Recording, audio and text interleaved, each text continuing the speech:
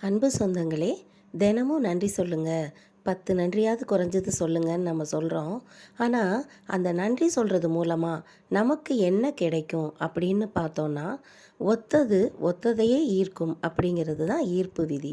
நம்ம என்ன மாதிரியான மனநிலையில் என்ன பேசுகிறோமோ அதற்கு தகுந்தபடி தான் நம்முடைய ஆரோக்கியம், அப்புறம் செழிப்பு, உறவுகள் எல்லாவற்றையுமே ஈர்க்கிறோம். இது நமக்கு ரொம்ப தெரிந்த ஒரு விதி தான். அதையே தான் இங்கே நாம் கிராட்டிடியூட் ஜேர்னல் எழுதும்போதும் பின்பற்றுறோம். ஜேர்னல் எழுத ஆரம்பிக்கும்போது ஒரு விஷயம் ரொம்ப மெக்கானிக்கலாக தான் தோணும். நம்ம இதை எழுதுகிறோமே நடக்குமான்னு ஒரு சந்தேகம் கூட வரும். ஆனால் அதெல்லாம் ஒதுக்கி வச்சுட்டு நம்ம எழுதும்போது அதிலேயே ஆழ்ந்து போயிடுவோம்.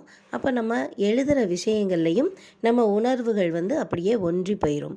அப்படி ஒன்றும்போது நம்ம எழுதுகிற பாசிட்டிவ் விஷயங்கள் அது எதுவாக இருந்தாலும் சரி, நம்முடைய ஆரோக்கியம், பணம், நல்ல உறவுகள், நட்புகள், மகிழ்ச்சி எதுவாக இருந்தாலும் அதே மாதிரியான விஷயங்களை நமக்கு திரும்ப அது நம்மிடம் கொண்டு வந்து சேர்க்கும்.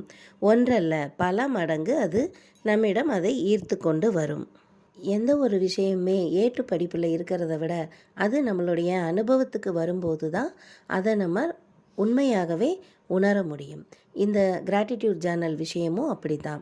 இப்போ நம்ம 30 நாள் எழுதும்போது நிறைய விஷயங்கள் நமக்கு நன்மைகளாக நடக்கிறத நம்மளால் பார்க்க முடியும். அதை நம்ம அடுத்த வருடமும் தொடருவோம். கண்டிப்பாக தொடருவோம். ஏன்னா ஈர்ப்பு விதி நல்லதையே நமக்கு கொண்டு வந்து சேர்க்கும். நன்றி.